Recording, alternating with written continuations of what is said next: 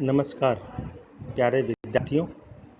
मैं तेजकरण चौहान, सह आचार्य इतिहास, मांगीलाल बागड़ी महाविद्यालय नोखा।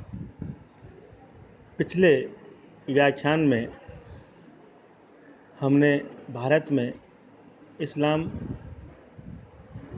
और सूफी धर्म के विकास नामक अध्याय के अंतर्गत विश्व में इस्लाम का उदय और विकास के बारे में चर्चा की थी।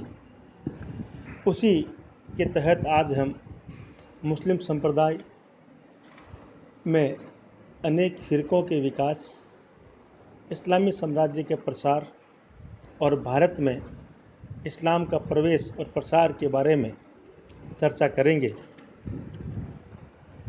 इस्लाम में सबसे बड़ा विभाजन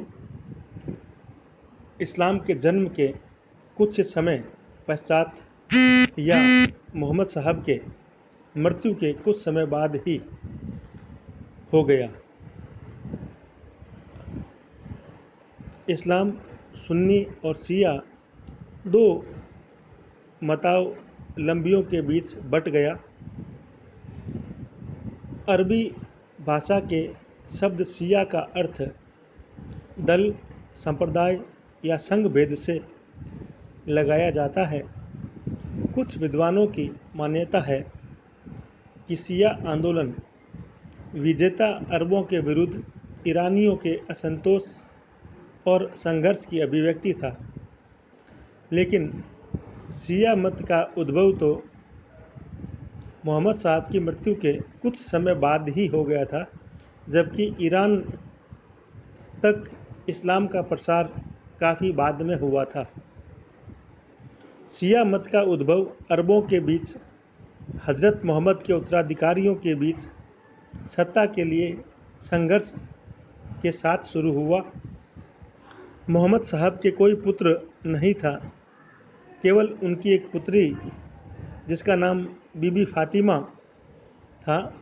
उनका विवाह हज़रत अली, जो कि उनके चचेरे भाई थे, के साथ हुआ था। हज़रत मोहम्मद की मृत्यु 622 ईस्वी में हो गई। उनके जो उत्तराधिकारी हुए वे खलीफा कहलाए और उनका राज्य खिलाफत अर्थात धर्म राज्य कहलाता था। खिलाफत के पद पर हज़रत अली के मतावलंबियों का मानना था कि उत्तराधिकार हज़रत मोहम्मद के चचेरे भाई और दामाद अली को मिलना चाहिए, जबकि पूर्ववर्ती प्रथम 3 खलीफाओं को वे मोहम्मद साहब का उत्तराधिकारी, वैध उत्तराधिकारी नहीं मानते हैं, क्योंकि वे पैगंबर साहब के वंश के न होकर धार्मिक समुदाय द्वारा चुने गए थे, अर्थात उनके द्वारा सत्ता पर किया गया कब्जा अनधिकार पूर्वक था।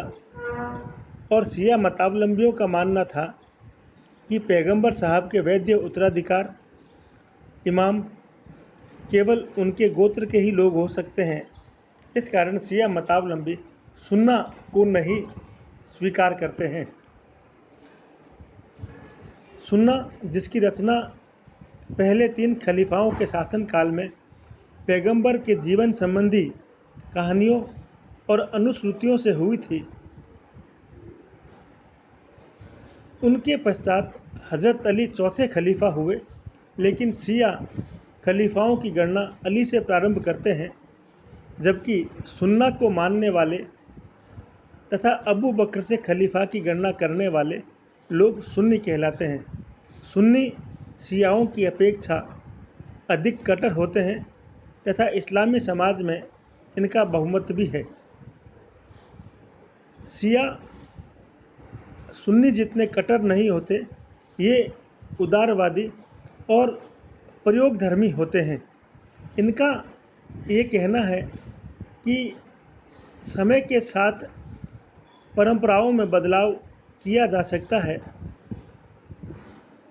ईरान और इराक में शियाओं का बहुमत है। शिया मतावलंबियों के अनुसार हज़रत अली और उनके दो पुत्र हसन और इमाम हुसैन दीन की खातिर शहीद हुए। उनकी शहादत की याद में ही शिया लोग हर वर्ष मुहर्रम के महीने की 10वीं तारीख को ताजिए निकालकर शोक भी मनाते हैं, जबकि सुन्नी लोगों का ये मानना है कि हज़रत मोहम्मद साहब ने जो कुछ फरमाया वही अंतिम सत्य है। जिस चीज़ के बारे में उन्होंने कुछ नहीं कहा वह इस्लाम की परंपराओं में विद्यमान या शामिल नहीं की जा सकती है।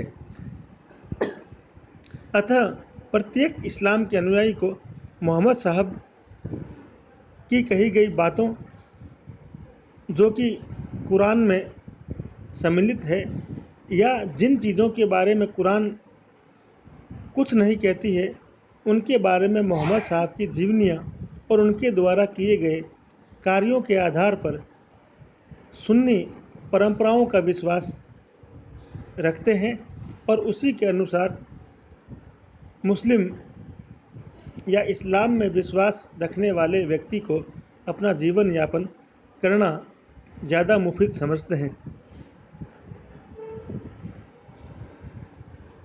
हज़रत मोहम्मद के जीवन काल में ही अरब के अधिकांश भूभाग पर इस्लाम का वर्चस्व स्थापित हो गया।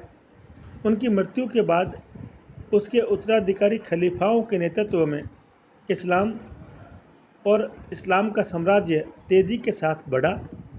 अरब वासियों ने संगठित होकर धर्म प्रसार के साथ साथ राजनीतिक विजय का अभियान भी शुरू किया।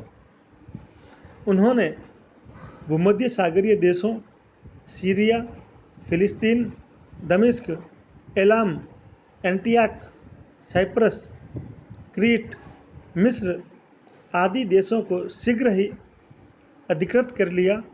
इसके बाद वे फारस की ओर बढ़े। दूसरी तरफ उत्तरी अफ्रीका के नव मुसलमानों और अरबों ने स्पेन में प्रवेश किया। स्पेन और पुर्तगाल को जीतने के बाद इस्लामी सेना फ्रांस में प्रविष्ट हुई, परंतु 732 ईस्वी में तुर्स के युद्ध में चार्ल्स मॉर्टल के नेतृत्व में फ्रांसीसी सेना ने इस्लामी सेना को पराजित कर पुनः स्पेन में धकेल दिया, जहां 1492 ईस्वी तक उनका शासन कायम रहा। उसके बाद उन्हें स्पेन भी छोड़ना पड़ा। अरबों ने पूर्वी रोमन साम्राज्य की राजधानी कुस्तुनतुनिया को भी जीतने का प्रयास किया, परंतु वे 8वीं शताब्दी में सफल नहीं हुए। 15वीं शताब्दी के मध्य में ओटोमन तुर्कों ने अंततः कुस्तुनतुनिया पर कब्जा जमा लिया। दूसरी तरफ फारस को जीतने के बाद अरबों ने बुखारा और समरकंद पर अपना अधिकार स्थापित किया और उसी क्रम में वे सिंध तक जा पहुँचे।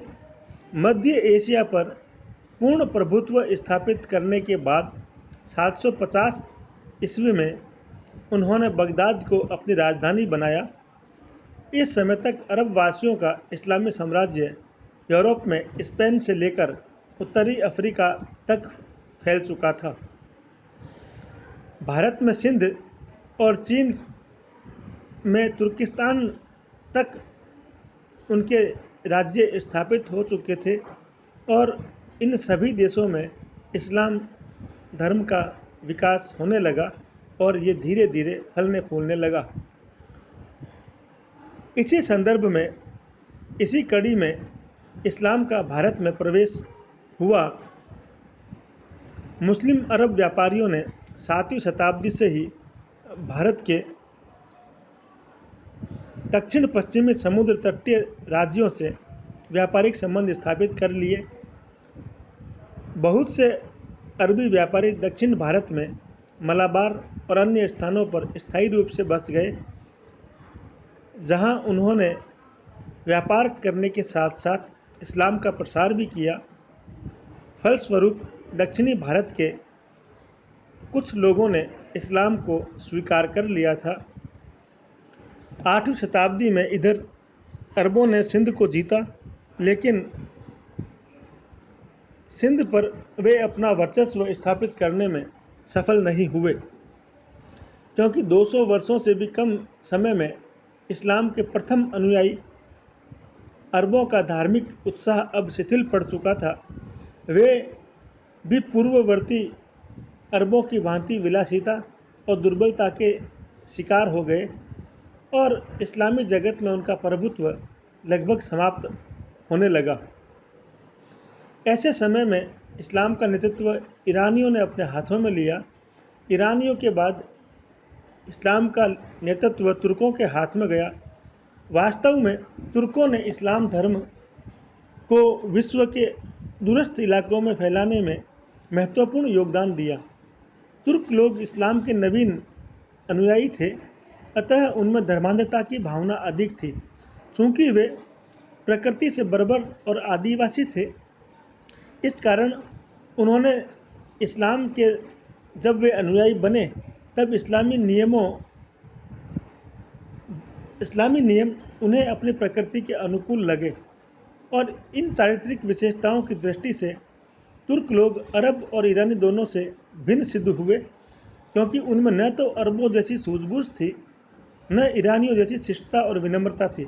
वे लोग पूर्णतः भौतिकवादी थे तथा अपनी तलवार या अपनी शक्ति में अगाध विश्वास रखते थे। इस्लाम के प्रचारार्थ अपने पर्यटन काल में तुर्क लोग कई शाखाओं में बंट गए। सेल्जुक तुर्क बगदाद को जीतकर पश्चिम की ओर बढ़े। उस्मानी तुर्कों ने तुर्की पर अधिकार करके ओटोमन साम्राज्य की स्थापना की। सामानी वंश के तुर्कों ने पूर्व की ओर बढ़ने का कार्य किया और 874 और 999 के बीच उन्होंने खुरासान और ऑक्सस नदी पार के देशों तथा अफगानिस्तान के विशाल भूभाग पर अधिकार कर लिया। सामानी वंश में अहमद नाम का शासक हुआ, जिसने अलप्तगीन को खरीदा। धीरे धीरे अलप्तगीन का प्रभाव बढ़ा और वह बल्ख का गवर्नर बन गया। बल्ख में अपनी शक्ति बढ़ाकर उसने गजनी में स्वतंत्र शासन की नींव डाली और गजनी में एक नए राजवंश का उदय हुआ। 977 ईस्वी में उसके दामाद और दास सुबुक्तगीन ने गजनी की सीमाओं को बढ़ाना शुरू किया। फलस्वरूप उनके राज्य की सीमाएं पंजाब के हिंदू शाही राज्य की सीमाओं से टकराने लगी और पंजाब के हिंदू शाही जयपाल, आनंदपाल और त्रिलोचन पाल के साथ उनके संघर्ष होने शुरू हुए। 991 ईस्वी में सुबुक्तगीन ने हिंदू शाही राज्य पर आक्रमण कर लमगान तक का प्रदेश जीत लिया और उसकी मृत्यु के बाद महमूद गजनी का शासक बना और गजनी का शासक होने के कारण वह भारतीय इतिहास में महमूद गजनवी के नाम से प्रसिद्ध हुआ। गजनवी ने 1000 ईस्वी से लेकर 1026 ईस्वी तक भारत पर लगभग 17 बार आक्रमण किए। महमूद के आक्रमणों का उद्देश्य भारत में धन संपदा की लूट, मंदिरों और मूर्तियों को भूमिसात करना और भारत में इस्लाम के प्रसार का मार्ग प्रशस्त करना और भारत से लूटे हुए धन के माध्यम से मध्य एशिया की संघर्षपूर्ण राजनीति में अपने अस्तित्व को बचाए रखना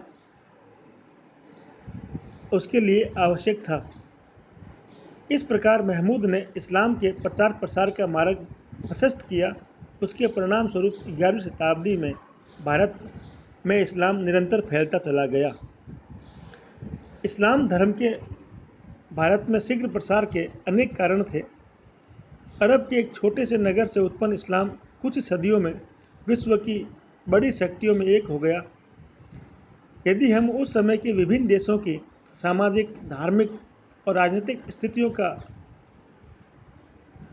आकलन करते हैं तो इस्लाम की उस आश्चर्यजनक सफलता के कई कारण स्पष्ट हो जाते हैं।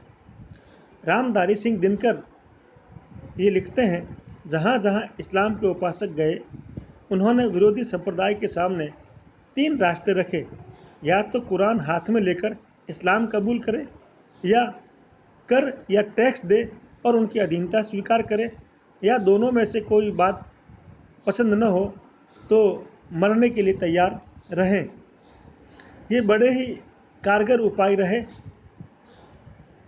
किंतु यह समझ में नहीं आता कि केवल इन्हीं उपायों से इस्लाम इतनी जल्दी कैसे फैला।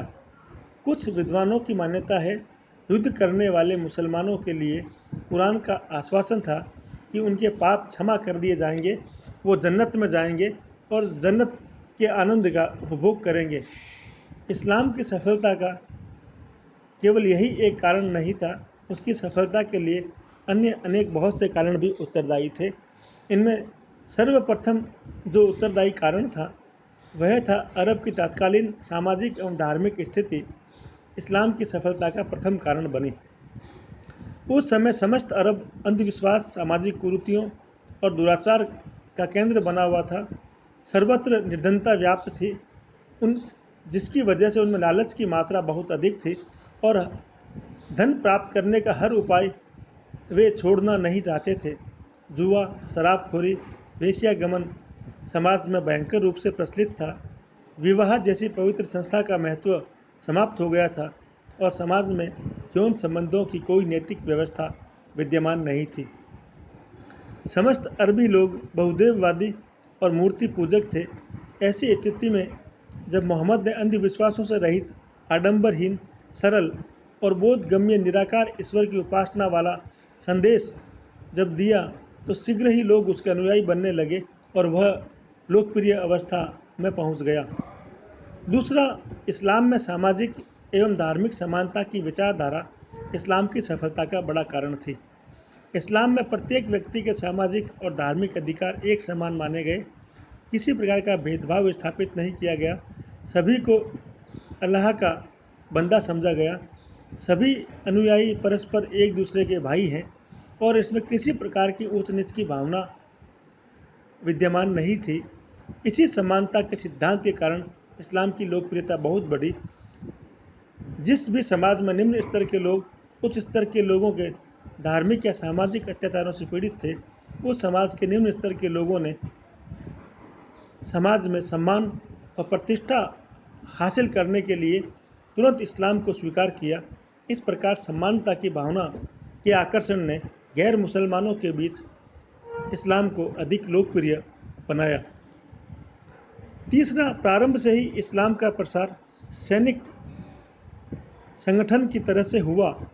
हज़रत मोहम्मद ने मदीना जाते ही अपने अनुयायियों को सैनिकों के रूप में संगठित किया, जिनको पैगंबर ने आदेश दिया कि कुरान में विश्वास रखने वालों को बलात् मुसलमान बना लिया जाए। यदि वे इस्लाम स्वीकार न करें तो उन्हें मौत के घाट उतार दिया जाए। इस प्रकार युद्ध में बंदी बनाए गए लोगों को भी मुसलमान बनाया गया और पैगंबर के आदेशों का पालन इस प्रकार से किया गया कि लोग शीघ्र ही नवीन धर्म में दीक्षित होते गए और इस्लाम के नव अनुयायी अपने धार्मिक जोश और उन्माद में मुसलमान धर्म को अपने अन्य देशों में फैलाने लगे। चौथा, जिस समय इस्लाम के अनुयायी अपने धर्म के प्रचार में लगे हुए थे, उस समय रोम और फारस पतन उन्मुख अवस्था में थे। वहाँ ईसाइयत के अंधविश्वास व्याप्त थे।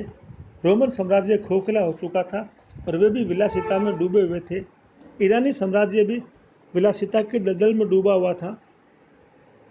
राज्य के अधिकारी और धर्म अधिकारी जनता का शोषण कर रहे थे और इसीलिए मानवेंद्र राय लिखते हैं कि अरब आक्रमणकारी जहाँ भी गए, जनता ने उन्हें अपना रक्षक और मुक्तिदाता माना और उनका स्वागत किया, क्योंकि अमूमन जनता लोभी शासकों के भ्रष्टाचार और अत्याचार के नीचे पिस रही थी और ऐसी स्थिति में उन्होंने शीघ्र ही इस्लाम को अपनाना उचित समझा। पांचवा, अरबों की तात्कालिक आर्थिक स्थिति ने इस्लाम के फैलाने में योगदान दिया। 6ठी शताब्दी में अरब में कारवा व्यापार का ह्रास शुरू हुआ, जिससे आर्थिक असंतुलन बिगड़ गया। कारवाओं से होने वाली आमदनी बंद हो गई और अरबी लोग स्थायी जीवन व्यतीत करने हेतु कृषि की तरफ मुड़े, जिससे जमीन की मांग बढ़ी और उन्होंने अपने पड़ोसी राज्यों की उपजाऊ भूमि को हस्तगत करना शुरू किया। जिस क्षेत्र में भी वे ज़मीन हस्तगत करते, वहाँ के लोगों से कर वसूल करते। इस प्रकार लाखों गैर मुसलमानों ने इस्लाम को स्वीकार किया, क्योंकि उन्हें टैक्स नहीं चुकाना पड़ता था। इस प्रकार के धर्म परिवर्तन से इस्लामी राज्य में वे नौकरियां भी प्राप्त करने लगे, और जो दास या अर्धदास होते, वे धर्म परिवर्तन के द्वारा शीघ्र ही दासता से मुक्ति भी प्राप्त कर लेते थे। इस प्रकार से ये कुछ ऐसे आकर्षण थे जिन्होंने इस्लाम की सफलता में महत्वपूर्ण योगदान दिया। इस्लाम के प्रारंभिक नेताओं का महान व्यक्तित्व व आदर्शपूर्ण जीवन भी इस्लाम की लोकप्रियता का कारण बना। अबू बकर, उमर, उस्मान और अली ये नबी के चुने हुए साथी थे। हर प्रकार की सुविधाएं उनके लिए मौजूद थी। उनके एक इशारे पर बादशाहों जैसे ठाट बाट मिल सकते थे, लेकिन फिर भी इन्होंने एक सामान्य नागरिक और सीधे साधे जीवन प्रणाली को अपनाया। अतः उनकी सादगी, वैराग्य और सच्चरित्रता ने ऐसा उदाहरण प्रस्तुत किया कि इस्लाम का आचार पक्ष बहुत ऊंचा उठ गया। सैनिक अभियान हो या तीर्थ यात्रा, ये लोग सर्वथा न्याय का कार्य ही करने में अधिक रुचि लेते थे। अरबों में प्रचलित कुरीतियों को उन्होंने दूर किया और राज्य के कर्मचारियों को निर्दयी और जुल्मी होने से रोका। इस प्रकार उनकी सादगी, और कुछ खलीफा तो चूंकि बड़े ही दक्ष सेनापति और कुशल सैन्य संचालक भी थे, जिसकी वजह से इस्लाम शीघ्रता के साथ फैला। सातवां महत्वपूर्ण कारण था, एक इस्लाम का अनुयायी 4 पत्नियां वैधानिक रूप से रख सकता है। इस बहुविवाह का परिणाम यह निकला कि मुसलमान जहाँ भी गए, उन्होंने गैर मुस्लिम स्त्रियों से विवाह संबंध स्थापित किए। भारत में आकर भी मुसलमानों ने हिंदू स्त्रियों से विवाह किए। हिंदू स्त्रियों से विवाह कर उन्होंने मुस्लिम बच्चे पैदा किए, जिन्होंने भारत में इस्लाम का पर्याप्त प्रसार किया। ध्यान देने योग्य तथ्य यह है कि हिंदू स्त्रियों से उत्पन्न मुसलमान भारत में इस्लाम के प्रसार के लिए अरबी और ईरानियों और तुर्कों से भी अधिक कट्टर सिद्ध हुए। 8वां, भारत में तुर्कों के आने के समय यहाँ की राजनीतिक दशा अत्यंत शोचनीय थी। देश में एक केंद्रीय सत्ता या राजनीतिक एकता का अभाव था। अनेक छोटे बड़े राज्य थे जो आपस में संघर्ष कर रहे थे। हिंदू समाज भी धार्मिक और सामाजिक रूप से पतन उन्मुख था, और समाज को पौरुष और उत्साह से भरी हुई सामाजिक व्यवस्था से संघर्ष करना पड़ा। सामान्य जनता में राजवंशों के उत्थान और पतन के प्रति कोई रुचि नहीं थी, क्योंकि उस समय के शासक कृषक और अन्य हिंदू समाज की जनता की शोषण कर रहे थे। हिंदू समाज की जाति व्यवस्था ने भी सामान्य जनता को उनके अधिकारों से वंचित कर रखा था। निम्न जातियों का जीवन दयनीय था। जब भारत में तुर्कों का आगमन हुआ, तब हिंदू समाज की निम्न जाति के अधिकांश लोगों ने इस्लाम स्वीकार किया, क्योंकि वे धार्मिक व्यवस्था और सामाजिक व्यवस्था से त्रस्त थे।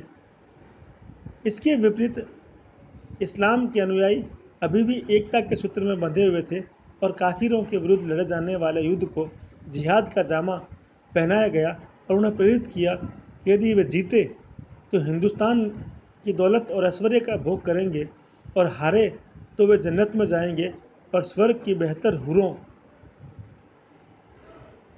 का आनंद प्राप्त करेंगे। मुस्लिम सुल्तानों ने कुरान के आधार पर यहाँ शासन किया और इस्लाम धर्म का प्रसार किया। राजनीति में इस्लाम में राजनीति और धर्म का समन्वय था। खलीफा लोग राजनीतिक क्षेत्र में सर्वोच्च थे, तो धार्मिक क्षेत्र में वे सर्वोच्च अधिकारी थे। Professor KS. लाल लिखते हैं कि भारत में सुल्तानों ने अपनी धार्मिक नीति से हिंदुओं की संख्या 1/3 कर दी। अतः इस्लाम का उदय, भारत में उसका प्रसार इतिहास की एक युगांतकारी घटना है।